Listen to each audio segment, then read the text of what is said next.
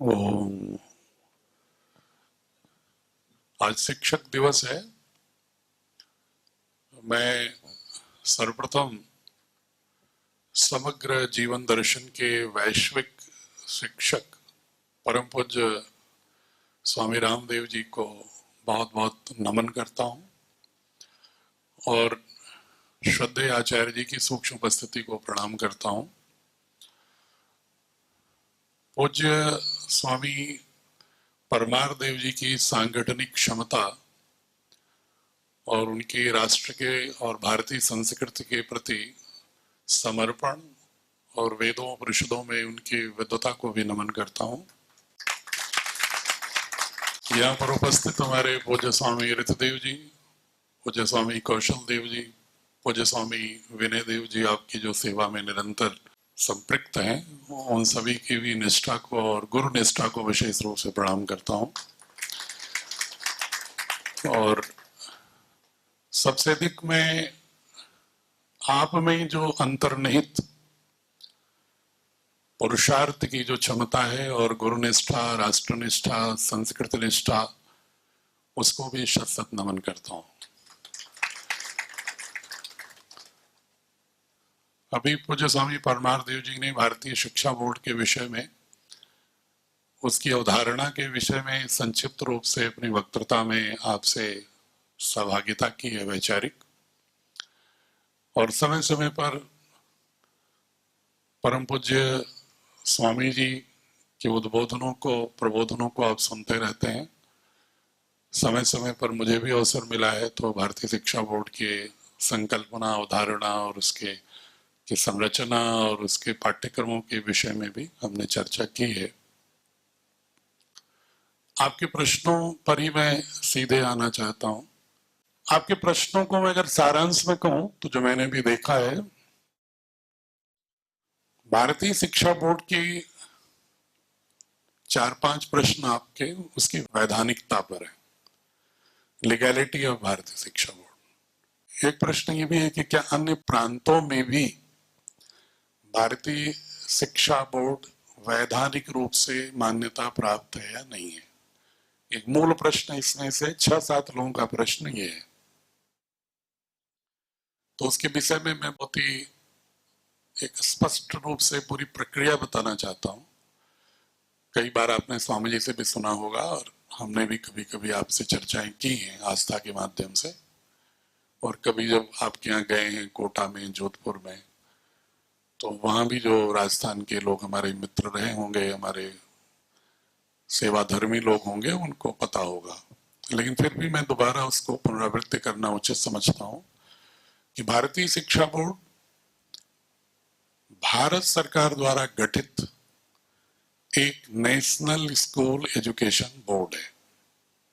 जैसे आपसे कोई पूछता है कि भारतीय शिक्षा बोर्ड की क्या लीगैलिटी है, उसकी क्या वैधानिकता है, तो आपके उत्तर ये नहीं होना चाहिए कि ये कोई प्राइवेट बोर्ड है, क्योंकि प्राइवेट बोर्ड नहीं है। अगर आप भारत सरकार के वेबसाइट पर जाएंगे, department of school education and literacy, इसको नोट कर लीजिए, department of school education and literacy, government of India, उसकी जो वेबसाइट है उसको अगर आप खोलेंगे, ब्राउज करेंगे, तो आपको भारतीय शिक्षा बोर्ड भी सीबीएसई, एनआईओएस की तरह भारत सरकार द्वारा गठित नेशनल स्कूल एजुकेशन बोर्ड के रूप में चार्ट में आपको परिलक्षित होगा। सीबीएसई, एनआईओएस, भारतीय शिक्षा बोर्ड। बल्कि जो आईसीएसई बोर्ड है उसको उन्होंने अंत में लिखा है, उसको लिखा है कि national school education board private. तो ICSE is a private board, but Bharatiya Shiksha board is a national school education board set up by government of India. ये गवर्नमेंट ऑफ इंडिया के वेबसाइट पर मिलेगा आपको। मैं इसलिए बता रहा हूं कि इससे अधिक प्रमाण तो किसी को समझाने का नहीं होगा ना। आप वेबसाइट खोल के दिखा दीजिए। अगर कोई कहता है कि what is the legality of भारतीय शिक्षा बोर्ड, तो very easily you can so कि भाई ये देख लो, वेबसाइट देख लो भारत सरकार की, तो मैं इसमें स्पष्ट हो जाएगा। अब कोई दूसरा सवाल आता है कि फिर पतंजलि योगपीठ की क्या भूमिका है, फिर परम पूज्य स्वामी जी की क्या भूमिका है, अगर भारत सरकार का बोर्ड है तो।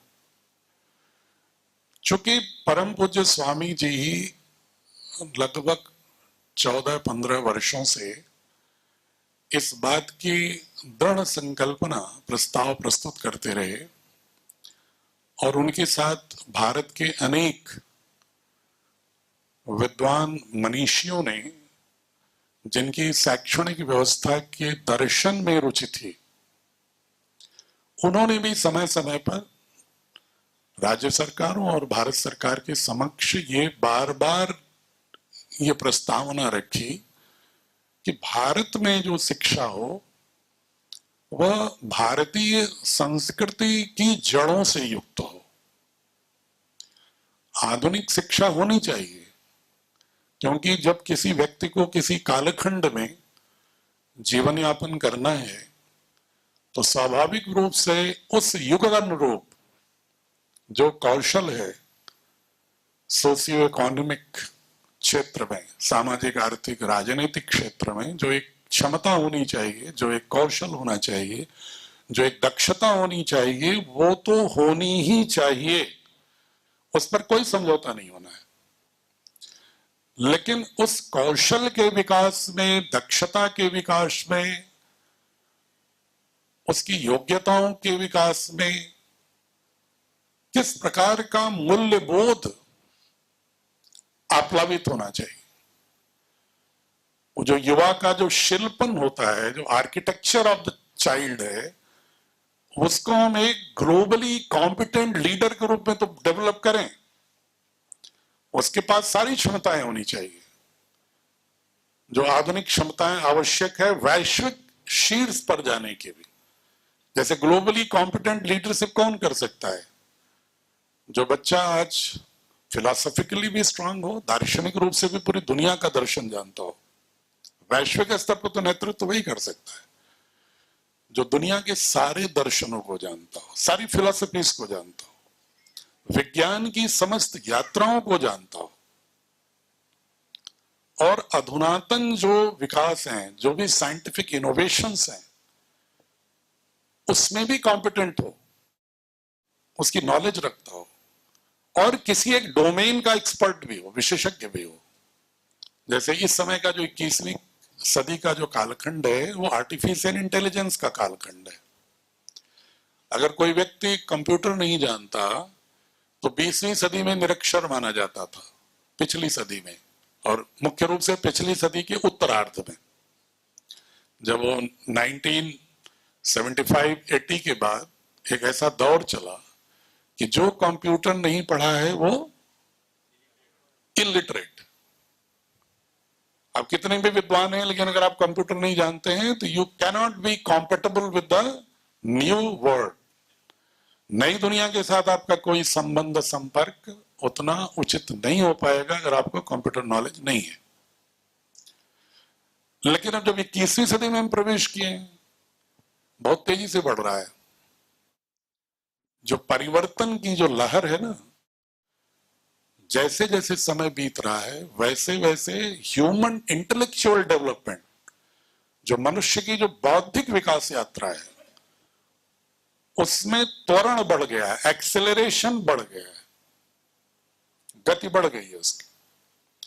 अगर हम अपने कालखंड का देखते हैं कि मैं 1961 में पैदा हुआ और मेरे छात्र जीवन जो प्रारंभिक था वो 78 तक, 12वीं तक पूरा हुआ। उस समय तो कोई कंप्यूटर का मतलब ही नहीं था, नहीं पता था कंप्यूटर क्या होता है, मोबाइल क्या होता है। जो भी हमारे एज ग्रुप के लोग होंगे इसमें या आसपास के होंगे उन्हें पता है। लेकिन जैसे हम लोग सेवा काल में आए 1980s में, तो हमें प्रशिक्षण में ही पहले कंप्यूटर सिखाया गया, और जो हमारे लोग कंप्यूटर में दक्ष नहीं हो पा रहे थे, जैसे हम तो मान लो फिजिक्स के विद्यार्थी थे, पोस्ट ग्रेजुएट फिजिक्स हो, मैं न्यूक्लियर फिजिक्स से स्पेशलाइजेशन है मेरा, तो हम लोगों को तो थोड़ा विज्ञान का और इन चीजों का, मैथमेटिक्स भी पढ़ा था ग्रेजुएशन, तो सांख्यिकी भी पढ़ा था बीएससी में, तो हम लोगों को इतनी प्रॉब्लम नहीं हुई। लेकिन जो लोग विज्ञान के विद्यार्थी नहीं थे उनको बड़ी असहजता होती थी उससे, लेकिन सीखना पड़ा, क्योंकि आपका वैल्यू सिस्टम जो भी हो, मूल्यबोध कोई भी हो, लेकिन जो संचालन की पद्धति है उसके लिए कुछ टूल्स होते हैं, और टूल्स 21st सेंचुरी के अनुसार बदलते हैं, हर सेंचुरी के अनुसार बदल जाते हैं, लेकिन अब तो हर डिकेड में बदल रहा है। अगर 21वीं सदी को देखोगे तो हर 10 साल में बदल रहा है, टेक्नोलॉजी इतनी तेज बदल रही है। इसलिए आधुनिक दक्षताओं से बिना युक्त किए हुए हम एक समर्थ नागरिक गढ़ने में सक्षम नहीं होंगे। कुछ लोगों का प्रश्न ये भी है कि क्या जो आधुनिक सामर्थ्य है वो होगा कि नहीं होगा। 3-4 लोगों के प्रश्न इसमें थे, इसलिए मैं इसको विशेष बल दे के बता रहा हूं। इसका पूरा ध्यान रखा, क्योंकि मैं तो खुद विज्ञान का विद्यार्थी हूं और मैं उसकी उपादेयता को बहुत अच्छी तरह से अभ्यंतरित करता हूं, इंटरनलाइज करता हूं, कि अगर मैं तो बल्कि एक कदम आगे यहां तक मानता हूं कि अगर कोई व्यक्ति को अगर विज्ञान का बोध नहीं है तो वह एक अच्छे दर्शन की ओर भी प्रवेश नहीं कर पाता है, क्योंकि आपको किसी भी दार्शनिक पद्धति के लिए भी सृष्टि और मनुष्य के संबंधों, सृष्टि के उद्भव, मनुष्य और सृष्टि के विभिन्न घटकों के बीच संबंधों से ही समस्त दर्शन और संस्कृतियों का उद्भव होता है। इसलिए विज्ञान और संस्कृति में कोई टकराव या अंतर नहीं है। ये बहुत सारे लोग एक भ्रम पैदा करते हैं जैसे कल्चर एक अलग एंटिटी है और विज्ञान एक अलग एंटिटी है, अलग अस्तित्व है। ऐसा नहीं है। विज्ञान की यात्रा भी शुरू होती है दर्शन की यात्रा के बाद। पहले व्यक्ति के मन में चिंतन आता है, विचार आता है। जब देखा होगा कि नक्षत्रों को, सौरमंडल को, विभिन्न ग्रहों ताराओं को घूमते हुए, स्थान बदलते हुए, उनकी प्रकाश कभी ज्यादा कभी कम देखते हुए, और प्रकृति की विविधता देखा होगा, पर्वतों की श्रृंखला देखा होगा, नदियों को देखा होगा, महासमुद्र देखे होंगे, तो उसके मन में बोध आया होगा। विभिन्न पशु पक्षियां देखा होगा तो उसके मन में बोध आया होगा हमारे पूर्वजों के कि ये कहां से हुआ, कैसे हुआ, ये कौन कारक है इसका। ये विचार आता है पहले, यहीं से दर्शन का जन्म होता है। और जब उस विचार को प्रयोग करके अपनी अनुभूति को बार बार पुनरावृत्ति करके जब कोई सिद्धांत बनने लगता है उन अवयवों और घटकों के अस्तित्व के ज्ञान के लिए, तो वहां से विज्ञान की यात्रा प्रारंभ होती है। इसलिए कहा जाता है कि physics starts where metaphysics ends. जहां पर ये मेटाफिजिक्स हमारे आपका दार्शनिक आधार, जहां पर एक विज्ञान की यात्रा की ओर, एक सैद्धांतिक पक्ष की ओर आता है। और मैं कभी कभी ये कहता हूं कि when philosophy marries with mathematics then physics evolves. जब उसमें गणित का प्रवेश होता है ना दर्शन में, तो वहां से विज्ञान की यात्रा प्रारंभ होती है। इसलिए कोई संस्कृति और विज्ञान में कोई अंतर ही नहीं है। ये पता नहीं क्यों भ्रामक अंतर फैला हुआ है पूरी दुनिया में, और भारत के संदर्भ में तो बिल्कुल नहीं। एक 3-4 लोगों का प्रश्न है कि भारतीय संस्कृति को कैसे लाएंगे। तो भारत की संस्कृति में तो बिल्कुल ही संस्कृति और विज्ञान में कहीं टकराव नहीं है। ये टकराव की बात क्यों आने लगी चर्चा में पूरी दुनिया की इंटेलेक्चुअल डिस्कोर्स में, बौद्धिक विमर्श में, इसलिए आई कि ज्यादातर जो 16वीं 17वीं के बाद का जो हम ये देख रहे हैं, न्यूटन की फिजिक्स से लेकर के पूरी यात्रा, फराडे, मैक्सवेल, आइंस्टीन, अन्य डाल्टन, जो भी रदरफोर्ड, आगे बढ़ती जो यात्रा, ये जो विज्ञान की यात्रा है, और इसके आधार पर फिर अन्य ब्रांचेज पैदा हुई, टेक्नोलॉजी पैदा हुई। तो हम लोगों ने भ्रामक रूप से उसी को विज्ञान मान लिया है सिर्फ। जो 16वीं 17वीं शताब्दी से लेकर अब तक का जो साइंटिफिक इनोवेशंस टेक्नोलॉजी है उसी को हम विज्ञान मानने लगे। उसके पहले की पूरी यात्रा को हम अवैज्ञानिक मानने लगे। किसने? ये यूरोपीय विद्वानों ने इसका भ्रम फैलाया। अच्छा, उनकी कोई गलती नहीं थी, वो बेचारों पर कोई हमें क्रोधित नहीं होना चाहिए, उनकी मजबूरी थी, क्योंकि उनका जो बिलीफ सिस्टम था क्रिश्चियनिटी, जो ऑर्थोडॉक्स कैथोलिक दर्शन माना जाता है, उसमें विज्ञान का कोई भूमिका ही नहीं है। इसलिए उनकी मजबूरी थी। जो रिलीजन, जो पंथ, जो विश्वास पद्धति में वो जी रहे थे 16वीं 17वीं शताब्दी के बाद के पाश्चात्य वैज्ञानिक, वो कैथोलिक मानते थे। ईसा के 3री शताब्दी से, जब से कॉन्स्टेंटाइन ने, वेंजेनाइट सम्राट ने ईसाई धर्म को राजधर्म मान लिया रोम में, उसके बाद से ईसाईयत 312 ईस्वी के आसपास से बहुत तेजी से फैली यूरोप में, और वो पूर्णतः चमत्कार आधारित दर्शन था, उसमें विज्ञान नहीं था। वो हमारे वेदों, परिषदों, सठ दर्शन की तरह उसमें सृष्टि के उद्भवों के कार्य कारण सिद्धांतों, या मनुष्य और प्रकृति के संबंधों, या मनुष्य के अंतर संबंधों के विषय में कोई तर्कपूर्ण व्याख्या नहीं थी। इसलिए वो ये नहीं समझ पाए कि किसी दुनिया के किसी कोने में ऐसे भी बिलीफ सिस्टम हो सकते हैं, ऐसे भी दर्शन हो सकते हैं, ऐसे भी जीवन पद्धति हो सकती है कि जिसके प्रत्येक परंपरा में, प्रत्येक विश्वास में तर्क युक्त, विवेक युक्त, मीमांसा युक्त सृष्टि, मनुष्य और मनुष्य के प्रकृति के संबंधों की विस्तृत व्याख्या और विवेचना पर आधारित कोई संस्कृति हो, ये वो नहीं समझ पाए। इसलिए उनके पास आपको करुणा रखना चाहिए, उनसे बहुत क्रोधित नहीं होना चाहिए। उनकी मजबूरी थी, उनके पास कोई बैकग्राउंड ही नहीं था। इसीलिए जब वो बाद में पढ़ना शुरू करते हैं, एशियाटिक सोसाइटी जो बनती है 1786 में भारत में, विलियम जोन्स ने जो बनाया, उसके बाद जब उन्होंने सब पढ़ना शुरू किया तो पूरे के पूरे पाश्चात्य के जो युवा थे भारतीय संस्कृति के फैन होने लगे, प्रशंसक होने लगे। फैन क्लब होते हैं ना जो, तो वहां फैन क्लब बनने लगा, भारतीय संस्कृति फैन क्लब। उसी से घबरा गया ब्रिटिश अंपायर। क्या रे, अगर किसी को हम जा रहे हैं नियंत्रित करने और हमारे युवा वहां के दर्शन को, वहां की संस्कृति में अगर महनीयता तलाशने लगेगा, तो हम उन पर कैसे अपना अधिकार रख सकते हैं लंबे समय तक?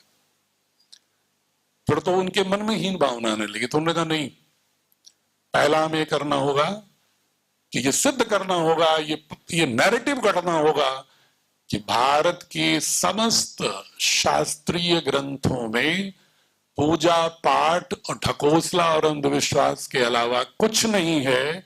ये हमें सुनियोजित रूप से सिद्ध करना होगा, नैरेटिव गढ़ना होगा। इसलिए उन्होंने अपने विद्वानों को बुला बुला करके भारत की संस्कृतियों की 19वीं शताब्दी में, मुख्यतः 1802 के बाद से उन्होंने लिखवाना शुरू कर दिया कि तुम ये कहो कि ये तो अमानवीय थे, बर्बर थे, अंधविश्वास में विश्वास करते थे, जादू टोनों को लोग थे, चमत्कार में विश्वास करते थे, इनके पास कोई विज्ञान या सुव्यवस्थित तर्क की प्रणाली नहीं थी। और इसी का स्वरूप क्या आया? 1835 में एजुकेशन एक्ट, जिसको आप लोग कहते हैं मैकाले की शिक्षा पद्धति। वो इसीलिए आई कि उसने देखा अगर भारतीय संस्कृति के विज्ञान का जो एक भाव तत्व है, जिसको परम पूज्य स्वामी जी अक्सर कहते हैं ना, तात्विक बोध, जिसको हम धर्म कहते हैं, वो रिलीजन कहते हैं। लेकिन हमारा धर्म उनका रिलीजन नहीं है, क्योंकि हमारा धर्म तो वो है जो हम प्रकृति के साथ, सृष्टि के साथ और सृष्टि के अन्य अवयवों के साथ और मनुष्यों के बीच में किस तरह के हमारे संबंधों के समीकरण होने चाहिए, यह जो गुण धर्म है वो हमारा धर्म है। तो इसलिए कोई एक विश्वास पद्धति नहीं है, बल्कि ये पूरी एक निरंतरता में शाश्वत मूल्यों को इंटैक्ट रखते हुए, स्थिर रखते हुए, ध्रुव रखते हुए, और जो भी युगीन आवश्यकताएं हो उनके अनुसार विचारधाराओं में, परंपराओं में समायोजन, परिमार्जन, परिवर्धन करते हुए आगे बढ़ने की यात्रा हमारा धर्म रहा है। हमारे धर्म ने कभी संकीर्णता को स्वीकार नहीं किया है, और जब जब संकीर्णता हमने स्वीकार किया है हमारा विनाश हुआ है, हम पिछड़े। जब जब हम संकीर्णता को जकड़ लिया तो सनातन से दूर हो जाते हैं, क्योंकि सनातन का प्रवाह तभी रहेगा जब उसकी नाभिकीय मूल्य तो इंटैक्ट रहें, स्थिर रहें, लेकिन युगीन परिवर्तनों के साथ उसमें समायोजन और प्लवनशीलता भी हो। उसके अलावा कोई भी अस्थायी नहीं हो सकती कोई विचारधारा। आप देखते हो ना, जब आंधियां आती हैं तो जो वृक्ष लटक जाते हैं ना ऐसे ऐसे, वो नहीं टूटते, क्योंकि वो अपने को समायोजित कर लेते हैं, लेकिन जड़ से नहीं हटते हो। जड़ तो पकड़े रहते हैं, लेकिन थोड़ा बहुत देखते हैं भाई 300 किलोमीटर की आ रही है बेग से हवा, तो थोड़ा ऐसे हो जाओ, उधर चलिए थोड़ा ऐसे हो जाओ, जड़ से पकड़े रहो और थोड़ा झूला झूल लो युग के अनुसार। तो वो सनातन खड़े हैं। जो ऐसे टाइट होकर कहते हैं नहीं मैं नहीं झुकूंगा, गिरो, तो धराशायी होता है। तो जड़ों से तो जुड़ना जरूरी है अपनी, लेकिन खिड़कियां खुली रहनी चाहिए दिमाग की। अपने जो वैचारिक विंडोज हैं हमारे, वो खुले रहने चाहिए। इसीलिए हमारे वैदिक ऋषियों ने कहा आनो भद्राः कृतो यन्तु विश्वतः, let the noble thoughts come from all directions. उन्होंने कभी ज्ञान के दरवाजों को बंद नहीं किया, खिड़कियों को। आंधियों को अनुमति नहीं दिया कि तुम आकर के मेरा आसियाना उखाड़ ले जाओ, ऐसी अनुमति नहीं दिया, लेकिन गवाक्षों को खुला रखा, विंडोज को खुला रखा कि आने दो फ्रेश एयर, समझने दो हमें क्या हवाएं चल रही हैं पूरी दुनिया में, उसके अनुरूप हमें अपने को कैसे गढ़ना है। इसलिए हमारी भारतीय संस्कृति से सनातन रही। 1835 का जो एक्ट था उसने बहुत सारे प्रहार किए हैं।